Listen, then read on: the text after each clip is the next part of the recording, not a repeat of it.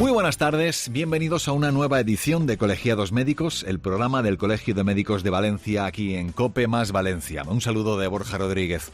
Hoy vamos a hablar del cuidado de la salud reproductiva femenina, el manejo del embarazo y el parto como objetivo principal de la especialidad médica de la ginecología y la obstetricia. Unos facultativos por cuyas manos deben pasar todas las mujeres durante prácticamente toda su vida, ya sea por revisiones o seguimiento o para tratamientos específicos. La sociedad evoluciona y hoy en día ya nos atrevemos a hablar de algunos temas que hace no mucho eran considerados tabú, como la menstruación o la menopausia, procesos que forman parte natural de la vida y que no deben suponer jamás un estigma para la mujer. De estos asuntos y de otros como la fertilidad, los embarazos tardíos o el virus del papiloma humano vamos a hablar en el programa de hoy. Y lo vamos a hacer con la experiencia de la doctora Inmaculada Alcover, que es ginecóloga del Hospital Dr. Peset de Valencia y experta en medicina materno-fetal, y el doctor Santiago Domingo, jefe de ginecología oncológica del Hospital La Fe de Valencia. Buenas tardes, ¿cómo estáis? Hola, buenas tardes. Buenas tardes, Borja. Bienvenidos, un placer teneros aquí con nosotros y de poder hablar de estas y de muchas más cosas. Si os parece, empezamos. Sí. Porque el tema me parece el de esta tarde apasionante. Hay un montón de cosas para hablar dentro de esta materia vuestra. Y queremos comenzar sentando un poquito las bases, ¿no? ¿Cuál es la diferencia entre ginecología y obstetricia? ¿Y qué ámbitos abarca de cada campo? Inmaculada, por ejemplo. Muy bien. Pues la ginecología es la parte de nuestra especialidad que se encarga de la salud reproductiva de la mujer a lo largo de toda su vida. Sin embargo, la parte de la obstetricia es el control de la salud de la mujer y del bebé durante el periodo del embarazo, el parto y el puerperio. Vale. Y por eso hablamos de medicina materno-fetal, porque no solamente cuidamos de la madre, sino también del bebé, en el mismo proceso. La ginecología y la obstetricia acompañan a la mujer en todas las etapas de su vida, desde la adolescencia hasta la madurez. ¿Qué valor tiene esta especialidad médica en la prevención y el bienestar integral de la mujer? Pues mira, realmente nuestra especialidad tiene esa gracia, tiene esa virtud, llámalo como quieras, que recuerda un poco la de pediatría. No necesariamente tratamos enfermedades. Por supuesto que hay enfermedades, hay cánceres, hay sangrados, hay muchísimos problemas de la mujer, pero como ha dicho Inma, el embarazo es lo más natural del mundo. O sea, hacemos patología benigna, patología de cánceres, pero también hacemos un manejo de situaciones naturales, pero, como no, específicas de la mujer. ¿Qué papel tiene nosotros? ¿Qué papel tenemos en la prevención, en el bienestar de la mujer? Pues piensa que afortunadamente y gracias pues al embarazo, que ahora cada vez es más tarde, pero antiguamente a los 20, 25 años la mujer tenía 2, 3, 4 embarazos, asistía a 2, 3, 4 embarazos a un contacto sanitario continuo. Luego está la prevención del cáncer de cuello, la prevención del cáncer de mama. Son muchos momentos donde nosotros como profesionales sanitarios, como médicos, ya no como ginecólogos, como médicos, aprovechamos para involucrar en unas conductas de salud que en el fondo repercuten en la calidad de vida. La mujer siempre vive más que el hombre, con eso lo he dicho todo. Ese apunte está muy bien, Santi. Inma, oye, cada vez son más las mujeres que deciden ser madres a partir de los 35 o 40, incluso me atrevería a decir un poquito más, ¿no? Sí. ¿Cómo se vive esto desde la especialidad vuestra y qué retos están teniendo? Otra pregunta, ¿qué recomendaciones hacen desde la ginecología para que ese embarazo pues se desarrolle con la máxima seguridad, que al final es lo que busca la madre, ¿no? Claro, pues mira, como decía Santi, Borja, cada vez las mujeres tenemos nuestro primer hijo nada más avanzada. De hecho, España es uno de los países de la Unión Europea donde la edad media para ser madre por primera vez es más alta, ronda sobre los 32 años, pero incluso el 40% de las mujeres tenemos nuestro primer hijo a partir de los 35. Y evidentemente que también tenemos muchos embarazos de edades extremas, que llamamos, de 45 a 50 años. Eso, por supuesto, está suponiendo un problema y un reto de salud para la mujer y para los profesionales. Y estamos cambiando mucho nuestra forma de trabajar. Antes hacíamos pocos controles del embarazo y de forma muy tardía, es decir, te veíamos más cuando estaba más avanzado el embarazo, y hoy en día hacemos todo lo contrario. Hacemos una valoración inicial muy importante, muy precoz, en la que valoramos no solamente que el bebé y la madre están bien, sino valoramos lo que llamamos los factores de riesgo. Y, por supuesto, la edad es uno de ellos. Pero es que la edad, como factor de riesgo, también conlleva el aumento de una serie de problemas. Por ejemplo, te puede costar mucho más quedarte embarazada. La gente lo sabe. Hoy en día hay muchas más parejas que tienen que recurrir a técnicas de reproducción asistida por el hecho de que la fertilidad disminuye mucho con la edad, sobre todo a partir de los 35 años. Con 30 años tienes un 20% de probabilidades de quedarte embarazada en un mes. Sin embargo, a partir de los 40 tienes menos de un 5%. Además, también tienes más probabilidades de tener abortos de repetición, de tener partos prematuros, gemelares, y también de tener determinadas patologías que, aunque puede presentarse en cualquier momento, en cualquier edad de la mujer, son mucho más prevalentes a partir de los 35, como una diabetes gestacional o problemas hipertensivos asociados al embarazo. Entonces, dentro de todo esto, lo que te comentaba, no solamente intentamos detectar en todas nuestras pacientes que tengan el problema y tratarlo e intentarle solventarlo y evitar que haya complicaciones, sino que tenemos un montón de programas que pretenden detectar qué pacientes tienen factores de riesgo de tener algún problema. Y tenemos también hoy en día muchos tratamientos preventivos. Por ejemplo, si hemos dicho que la preeclampsia, que es la hipertensión asociada al embarazo, aumenta el riesgo con la edad de la madre, estimamos en la eco de semana 12 qué riesgo tiene esta mujer, y si tiene un alto riesgo le damos aspirina a baja dosis antes de la semana 16 hasta la 36. Y con eso evitamos 2 de cada 3 preeclampsias. ¿Has dicho una aspirina? Sí. Ahí va. A una dosis un poquito más baja que la que toman los diabéticos y los cardiópatas, que toman 100 miligramos, nosotros damos 150. Hace años que no escuchaba la palabra aspirina. Pues sí. No sabía. Pues ahora está muy de moda. No sabía.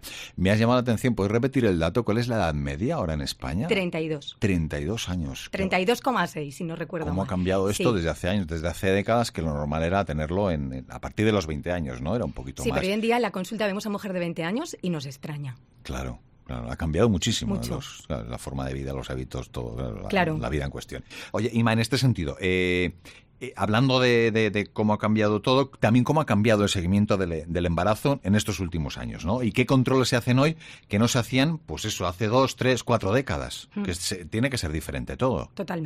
Totalmente, Borja. Por ejemplo, en la analítica que te pide la matrona el primer trimestre del embarazo, la primera analítica es de semana 9-10 del embarazo, por eso que el contacto con el sistema sanitario es muy precoz.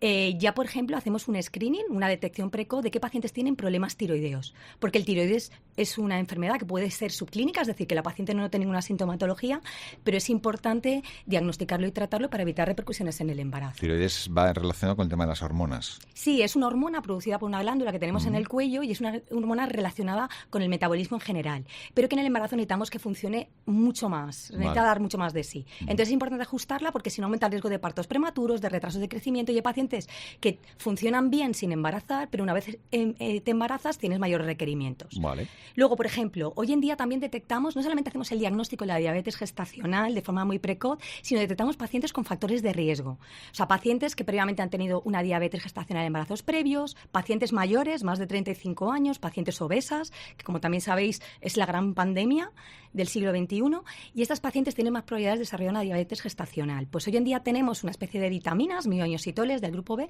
que hacen un tratamiento preventivo, mejoran el azúcar en la mujer.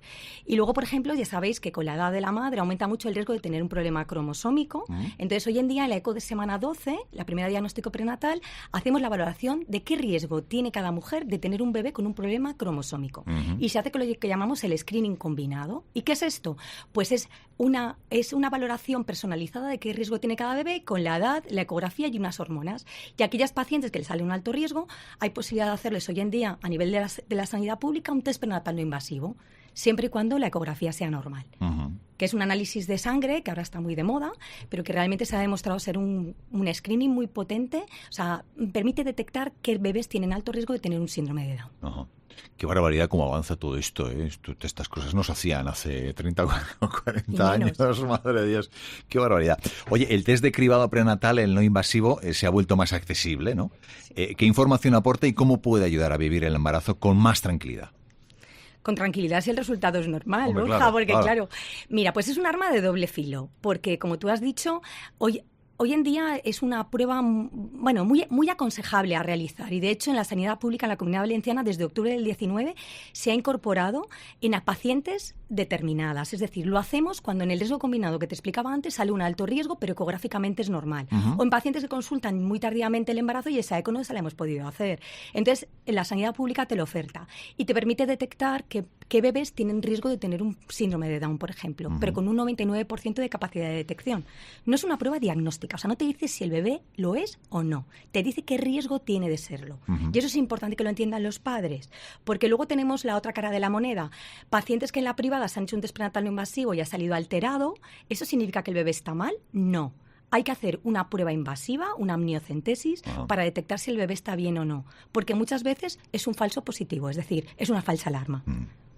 Todo esto hay que llevarlo con mucha calma y con mucho estudio, que para eso estáis vosotros y nos confiamos en vosotros. Santi, voy a por ti, porque vamos a hablar de algo que puede ser un tema tabú, 2 puntos, y abro comillas, la menstruación, el gran titular.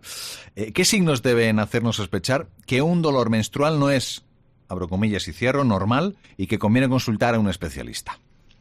A ver, yo creo que tabú, yo no diría la palabra tabú, yo creo que es un incordio. Tener dolor con la regla tiene que ser incomodísimo. Y creo que pocas mujeres pueden decir que a lo largo de su vida no han tenido dismenorrea, que es el dolor de la regla. Sí. La gran mayoría de las veces le llamamos dismenorrea primaria. Queda muy chulo. En medicina, dismenorrea primaria, es decir, no tenemos ni idea de la causa. Es verdad, cuando leas en algo primario, es que se han descartado causas orgánicas, causas de problemas de verdad. Y entonces cuando descartas, te quedas primario. Pues eso es, la mayoría de las reglas son primarias. ¿Y quién no ha tenido una niña que has tenido que ir al colegio porque hasta se ha mareado, incluso se ha desmayado, o gente que no puede acudir a su trabajo cotidiano? Pero sí que es importante que cuando ese dolor impacta en tu día a día, impacta en tu vida social, impacta en tu vida, por supuesto, laboral, necesitas analgesia de sobra, no es que digas puntualmente me tomo pues un antiinflamatorio, no una aspirina, como decías, ¿no? La aspirina del embarazo. Entonces, cuando ya empieza a ser un problema y sobre todo que impacte en tu vida cotidiana, eso es un motivo de consulta. Es un problema de gente joven. Una mujer de 50 años, aunque tenga reglas, normalmente no se va a quejar de dolor de regla. Son gente de 20, 25, 30, 35. ¿Qué es el problema que hay que descartar? Y eso es muy importante, la endometriosis.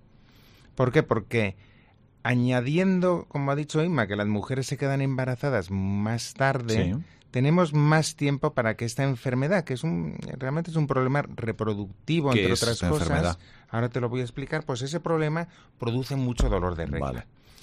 ¿Qué es? Pues básicamente, para entenderlo, es hacernos la idea de que la regla, la menstruación, los productos, pues la piel de dentro del útero cada mes se expulsa.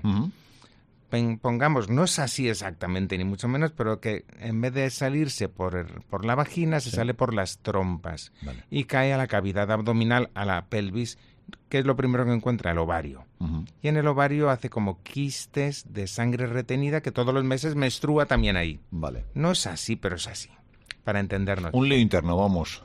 Entonces, un lío interno, exacto. Es un lío porque produce dolor, esterilidad, problemas con las relaciones sexuales y el impacto en las relaciones sociales. Eso sí que es un tabú y realmente es un problema para las mujeres que lo sufren.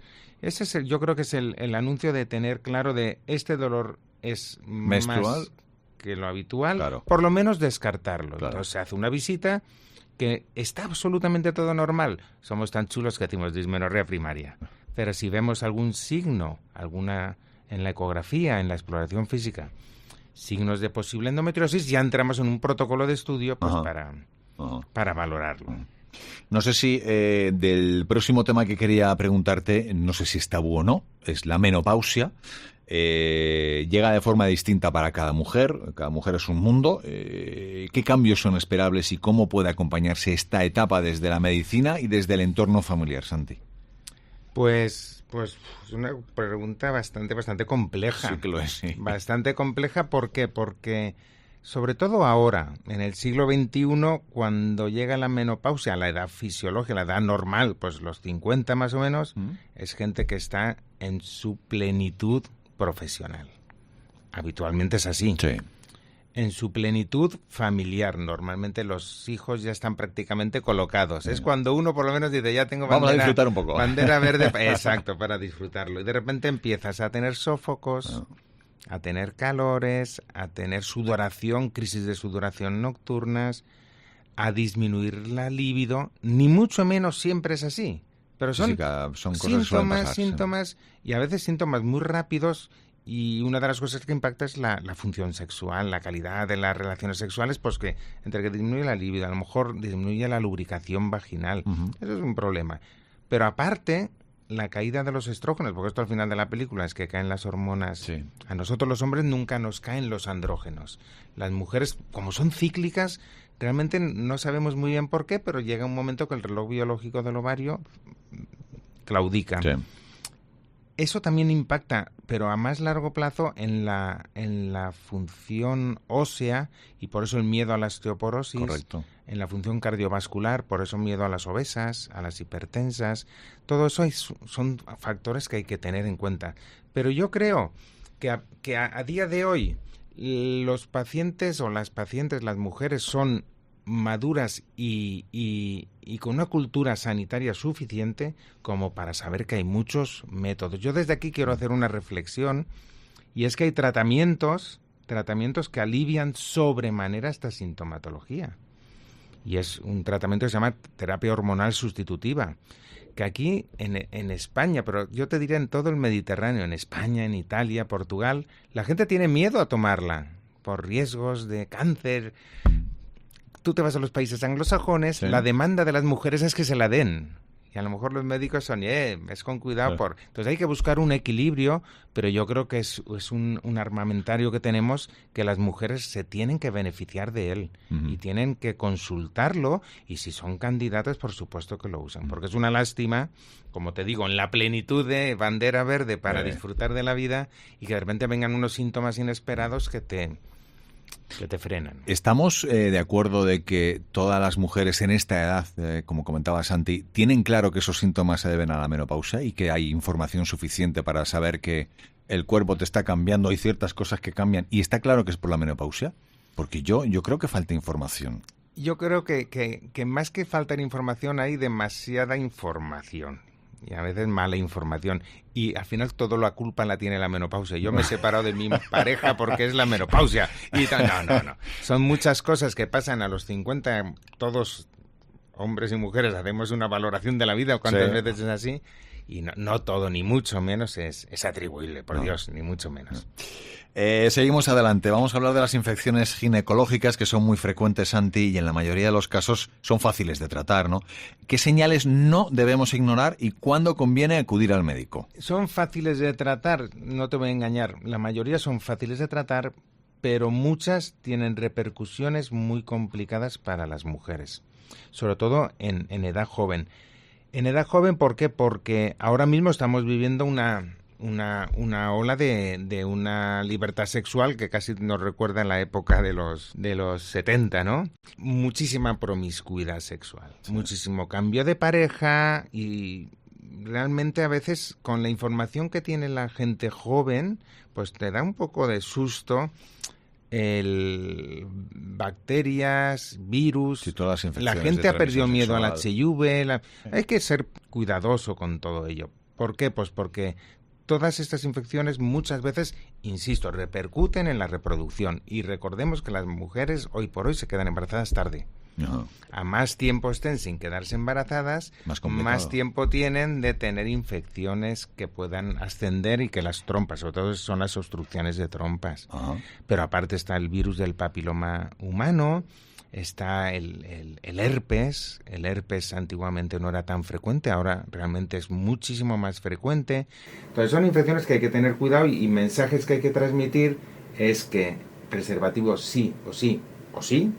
Aparte de que usen métodos anticonceptivos, el doble método no sé si sabéis que es anticoncepción hormonal oral, ¿de acuerdo? Y preservativo. Entonces, eso es una de las cosas que hay que tener mucho cuidado. Son fáciles de tratar. Los síntomas es que normalmente son flujo anómalo, pues flujo de la vagina que esté tirando, nosotros le llamamos leucorrea, es una palabra que, pues eso, que tira y que huele, que tiene color distinto al habitual. Si tienen fiebre, desde luego ya puede ser un problema, todo eso puede ser una infección de trompas ya severa, ¿de acuerdo? Y desde luego, pues hablando de la promiscuidad y demás, pues ir con tiento de que todas las infecciones virales hay que tener precaución y que el HIV sigue existiendo, la hepatitis B sigue existiendo y el HPV sigue existiendo. Sí, que está a la orden del día todo esto. Inma, la fertilidad no es un tema exclusivo de quienes están intentando tener hijos, ¿no? ¿Qué consejos generales pueden darse para cuidar la salud reproductiva desde la juventud? Bueno, pues se tienen que dar consejos de un estilo de vida saludable, lo que en teoría tenemos que hacer todos y luego que es difícil llegar a hacerlo. O sea, hacer una dieta saludable, una dieta mediterránea, hacer ejercicio de forma regular y... Qué fácil es decir todo esto, Claro, no fumar, no beber, Borja. Es que al final parece que estés diciendo lo mismo en cualquier consulta de salud, ¿vale? Sí. Pero una cosa que yo destacaría es, ya que vamos a posponer la maternidad, es lo que ha dicho Santi, las mujeres con 50 años nos sentimos como si tuviésemos 30, pero biológicamente tenemos 50 años. Entonces yo también aconsejaría que se aprovechase cualquier consulta de revisión ginecológica para hacer una valoración de tu edad biológica. Es decir, yo sé la edad cronológica que tengo porque lo pone mi DNI, pero mi edad biológica no siempre tiene la misma relación. ¿Y eso lo podéis hacer vosotros? Sí, porque puedes valorar la reserva ovárica, es decir, el número de ovocitos que hay en el ovario, contar el número de ovocitos, ¿vale? Esto es importante porque a veces hay una gran discordancia. Hay pacientes que tienen 30 años y tienen un ovario que aparenta 40. Entonces, esas pacientes deberíamos aconsejar o bien quedarse embarazadas pronto y, si no entra dentro de sus planes, preservar los ovocitos para poder tener cierta facilidad luego para poder ser madre, si es lo que buscan. Vale, hay que tener en cuenta todo esto. Santi, hablabas antes del virus del papiloma humano, que sigue siendo el principal causante del cáncer de cuello de útero. ¿Qué avances hay en su prevención y detección precoz y por qué es tan importante hacerse revisiones periódicas? Pues mira, eso es una de las cosas en las que más ha avanzado nuestra especialidad. Gracias a la vacunación. Los programas de vacunación ya son absolutamente universales. A las niñas con 14 años ya se les invita, a los padres se les invita a que se vacunen. Y con esta política se estima que la OMS, que pretendía que en el 2030 disminuyera, creo que era hasta un 80% la tasa de cáncer de cuello a nivel mundial. Eso es una locura conseguirlo a nivel mundial. Sí. España es un país con una de las tasas más bajas de cáncer de cuello del mundo. Una de las más bajas. Si añadimos la vacunación, añadimos una cosa muy chula que ya va a empezar en breve, la prevención, el cribado del cáncer de cuello, que hasta ahora era oportunístico. Oportunístico era que yo, Borja, me voy a la consulta y me hago una citología. Pero vas porque tú quieres ir. Sí. Pero no llega a toda la población, no llega a todas las bolsas de población. Ahora mismo va a ser, pues como pasa con el cáncer de mama, se invita a la población con una carta a que se realicen una detección que ya no es la famosa citología, es que ahora ya podemos detectar el HPV, el virus, si hay virus presente en tu tracto genital o no lo hay. Entonces eso realmente es un screening súper fino, solo seleccionamos las pacientes que deberán de riesgo, porque prácticamente el 99% de los cánceres de cuello, o sí, son debidos al HPV. Entonces, si identificamos las mujeres con HPV, tenemos identificados el grupo de riesgo. Claro. Quiero decir, para que la gente no se alarme cuando tiene una infección de HPV, que la frase que define todo este problema es que el HPV es muy frecuente, es una infección muy frecuente con una complicación extravagante, que es el cáncer de cuello, pero prevenible. Y un cáncer de cuello es un cáncer en una chavala de 30 años, de 35 años, y eso realmente duele cuando ves un cáncer de cuello en gente joven. Inma, hoy se habla mucho más de la salud mental, también en relación con el embarazo, el posparto o la menopausia. ¿Qué importancia tiene el estado emocional en la salud ginecológica integral? Tiene mucha importancia y tiene mucha relación, porque ya antes Santi hablaba de los síntomas dentro de la menopausia, y es que cuando los niveles hormonales bajan, ya bien en el posparto, ya bien en la menopausia, estos cambios hormonales tienen una repercusión a nivel emocional. Y como yo digo a las pacientes, las emociones no se sienten en el corazón, se sienten en el cerebro. ¿Y por qué? Porque los estrógenos actúan directamente sobre la conexión neuronal que te permite sentir la emoción. De manera que al haber disminución de niveles de estrógeno, hay trastornos emocionales, sobre todo ansiedad y depresión, asociados al puerperio, asociados a la menopausia, y que a veces son los síntomas dominantes. Por tanto, yo sí que discrepo un poquito respecto a Santi en que en la menopausia hay pacientes que no nos consultan porque se piensan que están deprimidas, cuando no tienen muchos sofocos, cuando no tienen muchos calores, y el médico de cabecera le tienen con un tratamiento antidepresivo y ansiolítico y no consiguen mejorar, porque es el síntoma del síndrome climatérico. Es decir, la causa es el déficit de estrógenos, como bien decía él, y si realmente haces esa reposición de lo que le falta, mejora mucho. Más que tratar, es como si tienes fiebre y en vez de dar un tratamiento antibiótico para la infección, das un antitérmico, das algo para bajar la temperatura. Pues es lo mismo. Estamos tratando el síntoma, pero no estamos tratando la causa. Vamos ya acabando, si os parece, en esta tarde. Santi, ¿cómo se trata el cáncer ginecológico en el siglo XXI? Pues es apasionante porque se diagnostica de forma absolutamente distinta. Es apasionante porque ahora mismo el cáncer se trata y se maneja de forma individualizada. ¿Esto qué quiere decir? Que nosotros distinguimos, no podemos hacer el mismo tratamiento a una mujer de 80 años frágil, osteoporótica, que es dependiente. No podemos hacer lo mismo que con una mujer de 25 años que está buscando, además, mantener su fertilidad. Pues hoy en día se puede preservar la fertilidad en determinados cánceres. Se trata de una manera muy distinta a la gente, ya no solo con edad, a la gente frágil, pero individualizamos a la paciente, no individualizamos el tumor. Ahora mismo somos capaces de ver la huella de la molécula de cada uno de los tumores o de muchos de los tumores, y podemos incluso hacer tratamientos diana, tratamientos específicos para esos apellidos de ese cuando tumor decís que tiene ya nombre y apellidos. Entonces, eso es una barbaridad. La cirugía ha cambiado también, una locura. Ya es cirugía mínimamente invasiva, ya no son esas cirugías con tantas complicaciones. Preparamos a los pacientes. Yo en la consulta a los pacientes les mando a subir escaleras, a hacer 10 kilómetros todos los días hasta la intervención. ¿Cómo? ¿Eso me va a ir bien? Te diré si vas a ir bien. Y subiendo las escaleras y no existe el ascensor. Quiero decir que les preparamos para una maratón. Antes la maratón la corrían sin entrenar. Sí. Ahora la preparan. ¿Y qué está sucediendo con todo esto? Es que estamos muy, muy apasionados por los resultados en supervivencias, en tiempo que están libres de enfermedad, pero sobre todo en una de las cosas que es objetivo primario en oncología, en la calidad de vida.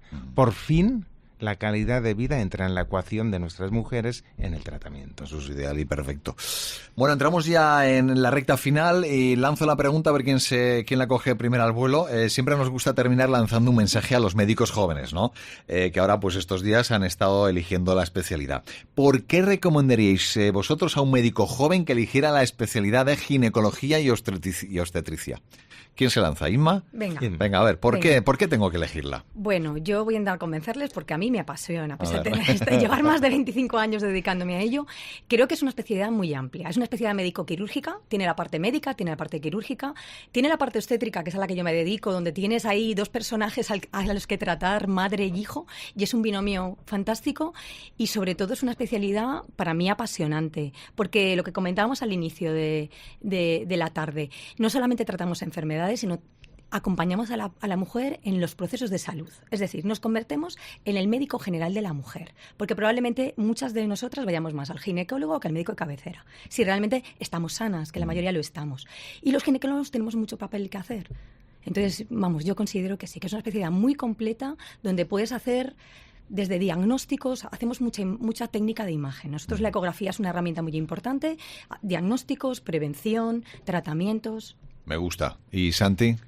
Pues mira, yo ahora mismo tengo una hija que ha aprobado el MIR y va a hacer la especialidad de ginecología obstetricia. ¿Te la has engañado ya directamente? No, se ha engañado ella sola, porque yo en absoluto la he querido convencer. Hombre, algo habrá tenido Palabra el padre del niño Jesús. Pero sí que te tengo que decir que me hacía mucha gracia porque sabes que los chavalas y los chavales van en la facultad, van cambiándose. Oye, ¿cómo está trauma aquí? ¿Cómo está urología? ¿Cómo están las diferentes especialidades? Y el mensaje de todos era, ginecología, obstetricia, las peores guardias de todas. Y es cierto. Es cierto. Creo que no hay momento más bonito que las 5 de la mañana y asistir un parto. Eso es lo más bonito que hay. Sí. Pero es tan bonito ayudar a una persona a tener hijos. O aliviar síntomas, que eso es verdad que en todas las especialidades lo vas a tener, o operar a alguien y quitarle una enfermedad oncológica, pero dar a luz a un crío... Y tenéis la parte positiva de la vida vosotros. Eso no tiene precio, eso no tiene precio. La parte buena de la vida, ¿no? Así que yo les animo a todos, a todos los que tengan la vocación de hacerlo, que no se han equivocado. Me ha gustado. Pues muchísimas gracias. Con nosotros hoy ha estado la doctora Inmaculada Alcover, que es ginecóloga del Hospital Dr. Peset de Valencia y experta en medicina materno-fetal, y también el doctor Santiago Domingo, jefe de ginecología oncológica del Hospital La Fe de Valencia. Muchísimas gracias, ha sido un placer y hasta la próxima. Muchas gracias a vosotros. Gracias a vosotros.